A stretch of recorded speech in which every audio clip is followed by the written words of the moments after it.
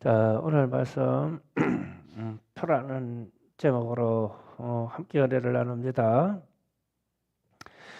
요즘 들어 기독교인의 표에 대해서 좀 다르게 신중하게 생각이 들기 시작했어요. 그냥 그전에 알던 방식이 아닌 말세에는 이 표의 표식이 기독교인들에게 어떻게 나타날까라는 고민을 좀 해봤어요. 여러 번 설교했지만 마지막 때가 되면 세상 사람에게 666 표를 받게 하고 이것을 이마나 오른손에 받게 하며 매매를 못하게 할 것이다. 그러면 매매를 못하게 하면 모든 통제 시스템이 작동될 것인데 이때 통제 시스템 때문에 전자화폐가 통용될 것입니다. 그러면 이 칩이라는 것을 신체에 넣는다 그렇게 말하는데 그러면 이 반도체가 우리의 개인 정보나 금융이나 의료 정보나 필요한 모든 것이 우리 육체에 심어진다고 그래요. 그러면 이러한 유사한 설교가 많이 있어요. 많이 있고 요즘 유튜브나 이런 데 보면 666에 대한 설교가 많이 있습니다. 참고하시면 됩니다. 그런데 오늘 말씀 에스겔 9장 3절 6절에서 보면 예루살렘이 멸망받기로 예언이 되어 있고 이제 예루살렘이 멸망받는 이유는 우상 숭배와 타락과 폭력과 각종 번제 때문입니다. 그래서 예루살렘이 그렇게 범죄한 성이 되므로 하나님이 멸망시키기로 작정했어요. 그런데 이때 멸망시킬 작정한 이때에 한 서기관을 세워서 이 역할을 하는 사람은 천사입니다. 예루살렘 성전과 유다 전역을 두루 다니면서 우상 숭배하는 사실이나 범죄하는 사실이나 이런 것을 보고 한탄하며 탄식하며 애통하면서 우는 사람에게 이마에 표를 하라는 거예요. 그러면서 이 예루살렘 성이 다 죽게 될 것인데 사람들이 죽게 될 것인데 이 표를 받는 사람만 죽음의 영역에 건들지 말아라. 지금 그 말씀이 에스겔서 말씀이 그러면 하나님을 제대로 믿은 사람 혹은 하나님의 심정을 가지고 있는 사람 하나님 편에 서 있는 사람만 표하라는 거죠. 그러니까 성중에 온통 막 그냥 죄악인데 이 죄악을 보고 애통하는 사람이 있다 이거예요. 그리고 나서 이 표를 한 사람을 살려주라는 뜻을 가져요. 그런데 그런 질문을 해봤어요. 그리고 나서 이 표를 하고 나서 예루살렘 성이 멸망받는데 표를 받은 사람이 몇 명이라는 말씀이 없어요. 그리고 그냥 다 죽었다라고만 나와요. 무수히 죽었다라는 말이 나오지 표 받았다는 사람은 안 나와요. 도리어 남은 자는 바벨론으로 끌려간 포로 중에 있대요. 성 중에는 없대요. 참 심각한 문제가 돼요. 그러면서 우리가 잘 아는 소돔과 고모라 성을 생각해 봤어요. 하나님이 소돔과 고모라 성에 범죄한 일로 그 부르짖음이 하늘에 상달된지라 하나님이 소돔과 고모라를 살펴보러 친히 오셨어요. 친히 오셔서 소돔과 고모라의 사정을 알아보고 하나님이 소돔과 고모라를 멸하시려고 작정하셨어요. 그런데 이때 아브라함이 기도를 합니다. 하나님, 그러면 소돔과 고모라 성에 의인 50명이 있다면 어쩌겠습니까? 그러니까 의인이라는 것은 하나님의 편에 서서 믿음을 가진 사람들을 의인이라고 하잖아요. 그러니까 천사가 봐도 인정할 만한 사람이 의인이에요. 그래서 50명만 있으면 멸하지 않겠다.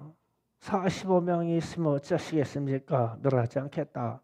계속 줄어들어요. 40명, 30명, 20명 그렇게 줄어들다가 10명까지 줄어들죠.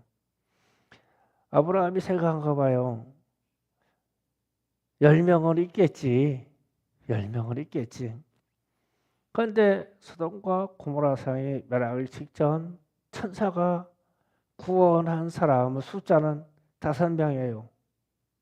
4명, 4명.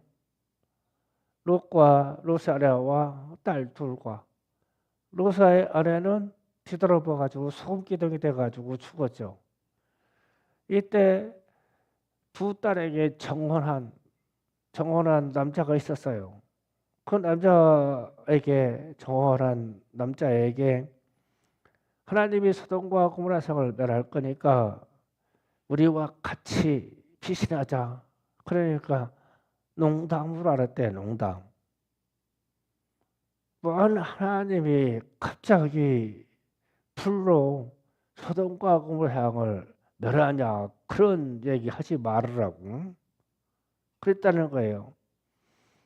그러면은 소돔과 고모라 성에서 나와서 결국 구원받았다는 사람은 3명이에요. 셋. 열을 채우지 못했죠.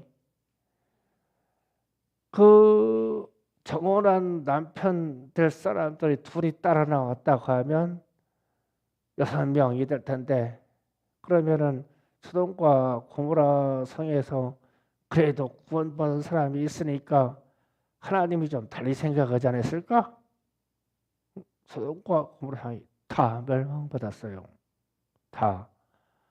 아브라함과 관계되는 조카 롯 집안 외에는 다 멸망받았죠. 이렇게 되면 좀 심각해져요. 그러나서 바벨론 왕 느부갓네살 왕이 3차 침공에서 예루살렘을 멸망할 때 천사로부터 구원의 표를 받았다 하는 사람의 숫자가 성경에 기록이 없어요. 이렇게 되면은 심각해요.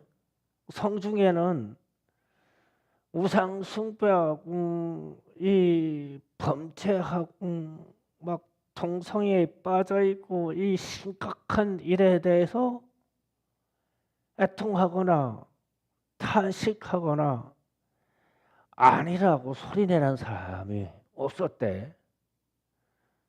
그러면은 오늘날 우리의 현실하고 같지 않나? 그들도 하나님을 의지한다고 했을 거 아니에요.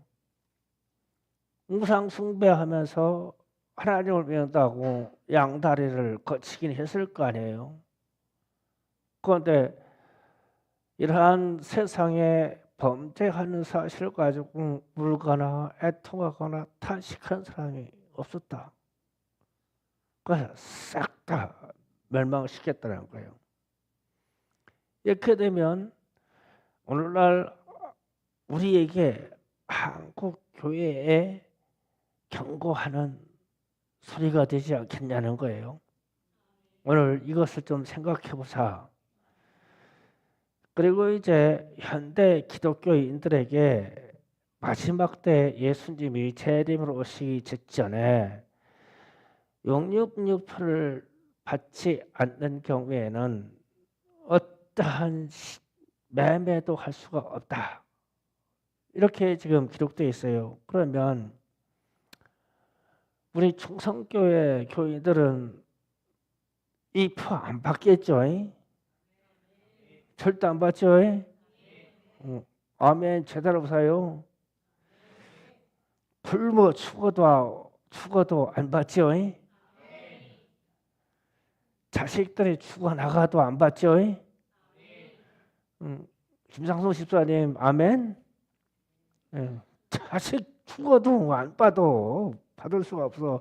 천국 가야 되니까. 우리가 가지고 있는 얼마 안 되는 재산이 다 빼앗겨도 안 받죠. 안 받아. 그리고 또 우리가 좀 능력이 있어서 숨어 지낼 만하죠.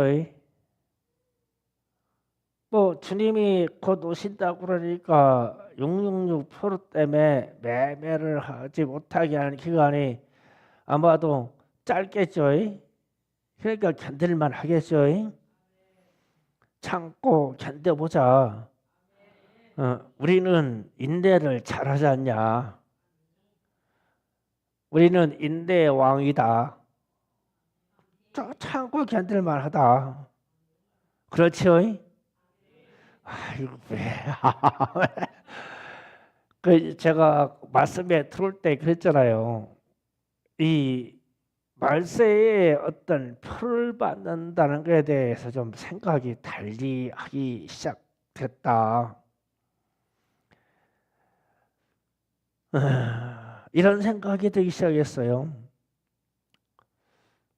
세상은 주님이 재림할 때쯤 되면 기독교인들을 먼저 표시하지 않을까? 이 생각이 들어왔어요.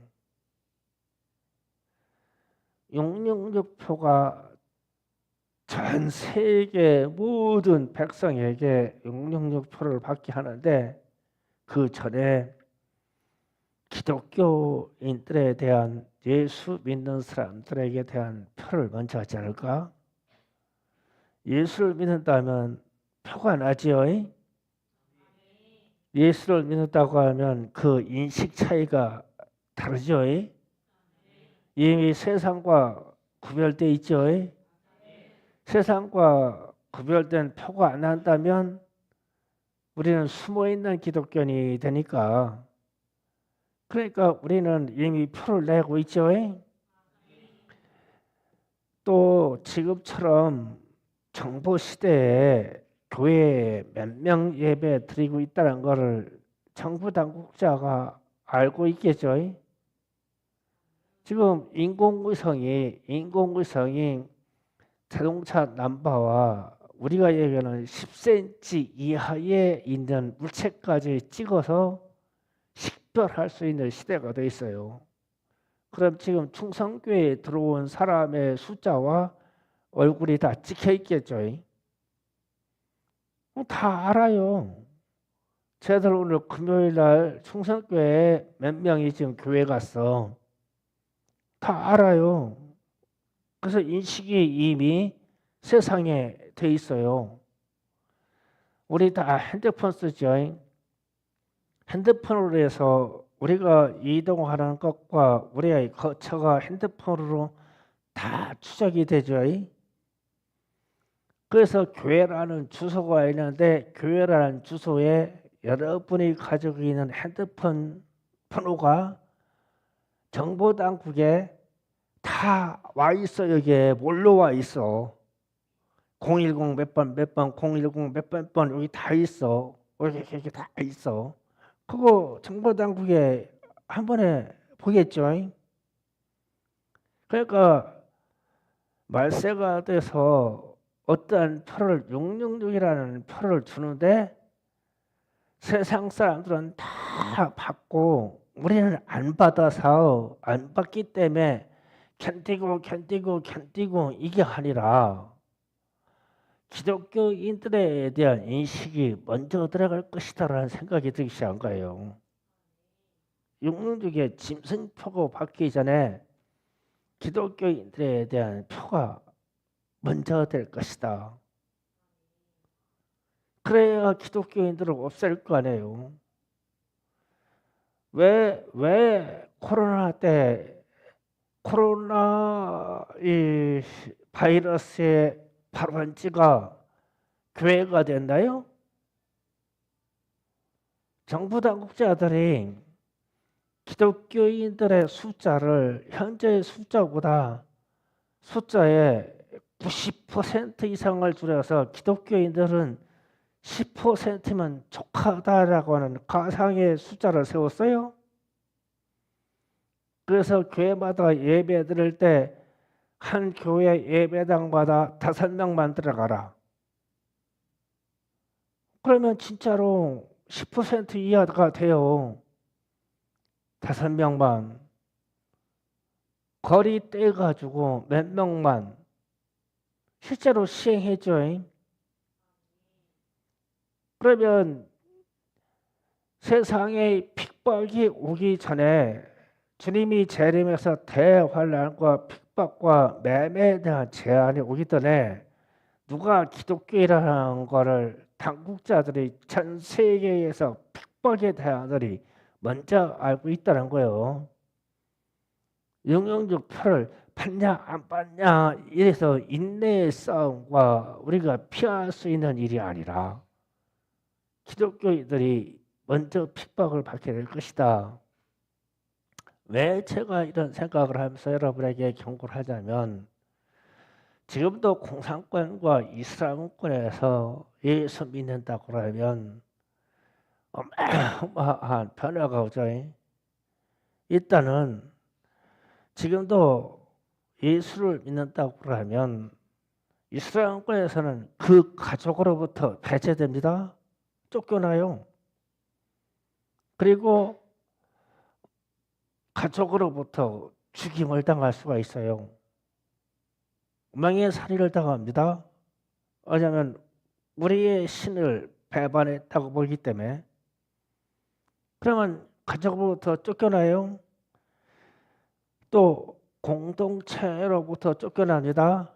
그럼 공동체라는 것은 학교나 마을이나 쫓겨나요. 지금 현실에 있는 얘기예요. 뭐 쫓겨나요.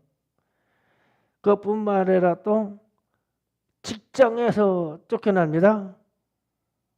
직장에서 쫓겨나요. 그러면 가족, 공동체, 직장에서 쫓겨났으면 무엇으로 먹고 살아요? 먹고 살 길이 없어요. 그런데 그 정도가 아니더라고. 참 집요하더라고요. 이 이슬람권과 공산권에서 기독교인들에 대한 핍박이 얼마나 집요하냐면 세를 얻고 살고 있는 집주인에게 압력을 가해서 그 사람의 집 계약을 파기하고 내쫓으라는 거예요. 그래서 집도 없어요. 쫓겨나야 돼요. 지금 러시아나 중앙아시아 쪽에서 선교사들로부터 전도받아가지고 개종하는 기독교인들의 실체가 그래요. 그래서 제가 이런 이야기나 이런 정보를 들으면서 이슬람권에서는 저가 기독교인이라는 것을 먼저 찍어서 표를 해가지고 다 알리는구나. 학교에 알리고 공동체에 알리고 직장에 알리고 하다못해서 내가 세를 얻어서 살고 있는 집주인에까지 알리는구나. 마지막 때면 그러면 어쩔까? 마지막 때는 더 이렇게 하지 않겠나? 기독교인을 소중히 여기서 어디다가 보호해놓고 666이라는 표는 세상 사람들에게 다 주는 거야. 우리는 빼놓고 우리는 안 받는다고 하면 되잖아. 그 정도 믿으면 지킬 수 있잖아. 이게 아니라는 생각이 드는 거예요. 먼저 치고 논다. 먼저 표로 해놓는다 우리를. 그런데 예수를 믿는다고 해야 되겠냐고요. 근데 예수 안 믿으면 천국을 못 가는데 이거 심각해져 이렇게 되니까. 그래서 지금 북한에 있는 핍박받는 기독교인들은 안 그런가요? 기독교인이라고 밝혀진 사람은 다 수용소에다가 집어넣죠. 그 사람들은 어디 가나 기독교인이라고 낙인이 찍혀 있어요. 모든 정보를 국가나 마을이나 직장이나 공동체나 다 공유해. 저 기독교인이라고. 먹을 것도 주지 말아라. 물도 주지 말아라. 그러니까 이미 표를 받았잖아. 기독교는 이미 표를 받았어. 그래서 제가 이번 주 한 주간에 임무제 때 이걸 가지고 묵상하면서 이야, 우리는 신앙생활을 꿈속에서 지금 구름 밟고 하고 있는 것 같아. 사실과 실체에 대한 상상을 하지 못하고 우리는 그냥 구름 타고 무지개 타고 천국 들어가는 것처럼 생각하고 있어. 말세를 살아가는데. 그러면서 우리는 너무 유약해. 북한에서 탈북해가지고 우리나라에도 어떤 기독교인이 있어요. 이 사람이 탈북해서 남한에 온 이유는 예배의 자유를 누려보고 싶어서 남한으로 왔어요. 그러니까 처음에 한 달, 두 달 지날 때까지 너무 좋은 거예요. 이야, 남한에 한국교회 막 예배가 막 찬양과 기도가 막 너무 좋은 거예요. 그래서 몇 개월 지다 보니까 기독교인들의 삶을 자꾸 듣다보시하니까 이건 아니요. 북한에서 기독교니까 남한의 기독교인들의 삶이 너무 유약하고 너무 이기적이고 너무 많이 타락돼 있어. 그게 아니야. 그래서 남한 기독교 교회 보기 싫어서 선교사 신청해가지고 만주 두만강 건너에 있는 데 가가지고 선교사로 일하고 계셔요. 남한 기독교인들 보기 싫어서. 이 사람이 하는 말이 뭐예요? 저 사람들은 고난이 오고 환난이 오고 마지막 예수님의 재림 때에 666표를 받고 그러면 견딜 사람이 없다고 그러는 거예요. 견딜 사람이 없다. 그런데 이미 북한에서는 이 훈련을 받은 사람들이 다수가 있다. 어차피 못 먹고 어차피 못 자고 어차피 가족으로부터 쫓겨나고 그러면서 지금 이스라엘권에서도 전도받아가지고 기독교인이 된 사람들이 계속 전도하면서 이동하는데 노숙자로 집으로 안 주니까 노숙자로 계속 마을로 이동하면서 얻어먹어가면서 야숙하면서 밥을 얻어먹었으면 얻어먹고 그러면서도 계속 주님이 다시 오신다고 막 전도하면서 막 이동해. 왜냐하면 한 군데 머물 수가 없어. 막 죽여버리니까. 그래서 선교사님들이 이런 보고를 해요. 그러면서 우리는 지금 표에 대해서 얘기하는데 예루살렘 얘기했어요. 에스겔 때 느부갓네살 왕에게 예루살렘이 멸망받을 때 이 서기관이 천사가 이 땅에 범죄한 사실 때문에 애통한 자를 찾는다고 먹물로 표시를 하러 갔는데 몇 명 표시했다는 말이 없고 예루살렘이 멸망받았다는 얘기밖에 없어. 도대체 천사한테 저는 진짜 하나님의 사람이요 크리스찬이라고 표를 받은 사람 몇 명일까? 소돔과 고모라 성에서 유황불에 쏟아져서 구원받은 사람이 몇 명이냐? 3명, 3명이다. 노아의 홍수 때 노아의 가족 외에 구원받은 사람이 몇 명이냐? 그렇다면 마을세를 살아가는 지금 우리가 666표 앞에 와서 지금 이것을 시행하려고 전 세계에서 준비한다고 그러죠. 그러면 우리는 세상의 많은 사람들에게 이 표를 한다고 생각하는데 이 표를 하기 전에 기독교인에 대한 정부에서는 표를 다 끝내버려. 난 이거를 먼저 할 것 같아. 이게 염려되는 거야. 이게 666표 받기 전에 다 넘어가. 다 넘어져. 지금처럼 살다가는 너무 신앙에 대해서 야성과 용기가 부족해. 인내가 부족해. 그래서 우리 청년 세대와 우리 청소년 세대를 어떻게 깨워야 되냐? 우리는 이 말세를 받기 전에 이 목사 세대는 먼저 죽을지도 몰라. 나는 천만 다행히 먼저 죽을지도 몰라. 심장병 얻었으니까 먼저 죽겠지. 천만 다행이요. 그런데 여러분들 보면 걱정이요. 큰일 났어. 그래서 제 생각에는 제가 아무리 생각해봐도 세상이 뒤집어질 때에는 항상 핍박이 올 때는 기독교인들을 먼저 분리했어. 기독교 역사를 자꾸 들여다봐봐. 먼저 분리했어. 그리고 나서 세상을 통합했어. 그런데 우리는 무슨 생각을 하냐면 세상을 통합할 때 마지막에 기독교인들이 견딘다고 생각하고 있어. 이거 통과 못해. 이 환난을 통과할 수 있는 사람이 없어. 진짜 없어. 그걸 어떻게 통과하냐고. 다소리가 통과하겠어? 정신 바짝 차려야 돼.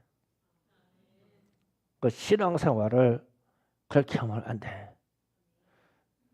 그래서 어떤 교회에서 이런 얘기 하더라고. 청년 회장이 술을 좋아해서 청년들 데리고 매주 술 먹으러 간대요. 술 파티하러. 그런데 큰 교회들은 다 그렇다네. 나는 그런 걸 믿고 싶지가 않아. 그 충성교회가 참 대단하대요.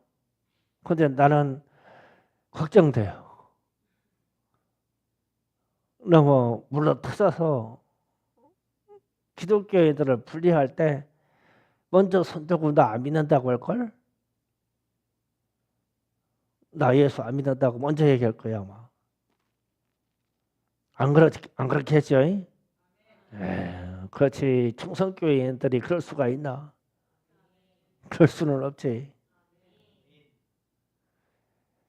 그래서 우리는 생각을 바꿔야 되겠다. 말세에 주님이 오시기 직전에 전 세계가 칩으로 뭐 통합하고 뭐로 통합하고 뭐로 통합하기 이전에 기독교인들을 박살낼 것이다. 코로나 때 이것을 우리나라가 전 세계에서 앞장서서 먼저 시행한 나라예요. 우리나라가. 그럼 다음 위기가 오면 우리나라와 이 정부가 그렇게 하지 또 하지 않겠어요? 대한민국의 기독교인들이 극성 맞은데 그냥 놔두겠냐고. 그래서 아예 우리 생각을 경각심이 되게 우리를 먼저 분리한다. 그 생각을 가지시면 여러분의 마음속에서 신앙이 부글부글 끓어오르면 야성이 생기는 거예요. 야성이. 그래, 먼저 죽고 말자. 이게 답이다. 먼저 죽고 말자. 그래서 우리는 오직 예수라고 하는 이 신앙의 일변도가 아주 일직선으로 앞으로 가기를 원해요. 타협은 없어요. 이게 신앙입니다. 우리를 먼저 분리할 것입니다. 그때 우리 주님을 배반하지 않고 끝까지 천국에 들어갈 수 있는 그러한 참으로 충성된 주의 백성들 되기를 예수님의 이름으로 부탁을 드립니다. 기도합시다. 깨어 기도해야 됩니다. 주여 우리에게 믿음의 야성을 주시옵소서. 믿고자 하는 용기